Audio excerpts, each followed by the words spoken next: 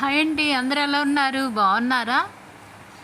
శ్రావణ మాసం రెండో శుక్రవారం వస్తుంది కదండి. ఇలా సింపుల్గా పూజ చేసుకుంటే చాలా మంచిది. అసలు మనకు శ్రావణ శుక్రవారాలు ఎన్ని వారాలు వచ్చినా చెయ్యాలి అనిపిస్తుంది. సో రెండో వారం నేను ఎలా పూజ చేసుకుంటున్నానో ఇప్పుడు మీకు చూపిస్తాను. అలాగే పూజకైతే పువ్వులు అయితే తీసుకుంటున్నానండి. రెండో శుక్రవారం కూడా అమ్మవారిని అయితే ఇలా నీట్గా మనకి ఉన్ని వాటిలతోనే అలంకరించుకొని పూజ చేసుకుంటే చాలా బాగుంటుందండి.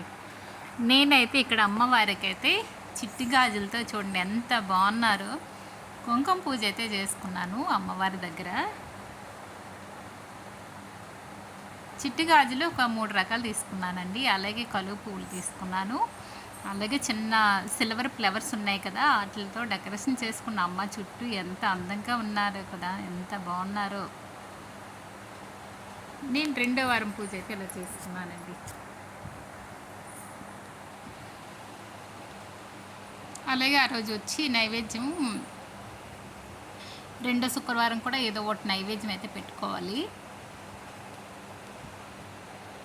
నేను అష్టోత్తరాలు చదువుకుంటూ కుంకుమ పూజ అయితే ఇలా చేసుకున్నాను.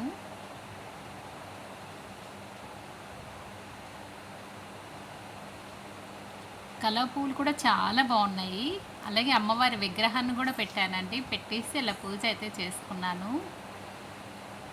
అమ్మవారికి కలవ పూలు మాల కూడా వేస్తా. కలవ పూలు అప్పుడు చిన్నప్పుడు మేము ఇలా తీస్తూ ఉండే వాళ్ళ వాటికి, కాకపోతే అప్పుడు తెలిసింది కాదు. కలవ పువ్వు దొరికితే చాలండి ఇలా ఇలా తీసుకుండే వాళ్ళము సరదాకి. అది దంట్లా చేసేవాళ్ళము. ఇప్పుడు వచ్చి అమ్మవారికి మాలగా నేను అలా చేసుకొని వేశాను.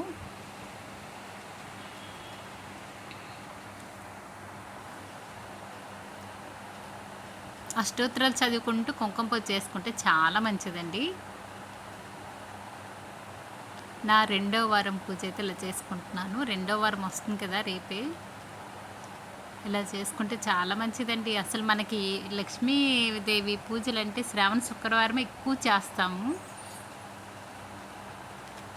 మామూలుగా శుక్రవారాలు అంటే చేస్తాము, కాకపోతే ఇలా ఎక్కువ హెవీగా చెయ్యం కదా. సో శ్రావణ మాసం అన్నాలైన లక్ష్మీ అమ్మవారిని పూజ చేసుకోండి, చాలా మంచిది.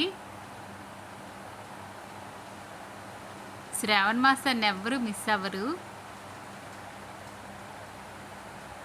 చూడండి అమ్మ ఎంత కలగా ఉన్నారు. మందార పువ్వు, కలవ పువ్వు పెట్టాను.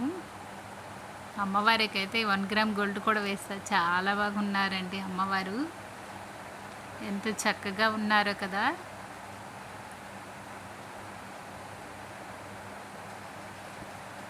అలాగే ఫోటో ఉన్న ఫోటో దగ్గరైనా పూజ చేసుకోండి.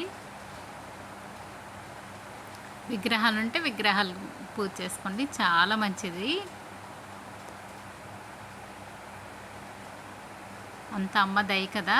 అలాగే ఈ శుక్రవారాలు వచ్చి మణిదీపవర్ణ చదువుకుంటే, ఏదో ఒక పువ్వులతో పూజ చేసుకుంటే 32 పువ్వులతో చాలా చాలా మంచిది. అసలు శ్రావణ శుక్రవారాలకి చాలా మహిమగల శుక్రవారాలు.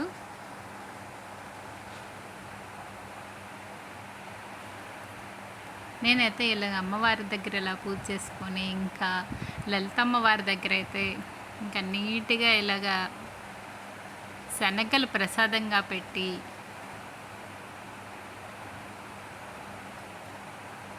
రెండు రకాల నైవేద్యాలు పెట్టి, అలాగే గులాబీ పువ్వులండి మణిదీపవర్ని అయితే చదువుకున్నాను అమ్మవారి దగ్గర. ఈ శుక్రవారాలు ఏదో ఒక రోజైనా మణిదీపవర్ని చదువుకుంటే చాలా మంచిదండి. ఈ వీడియో నచ్చితే లైక్ చేయండి, షేర్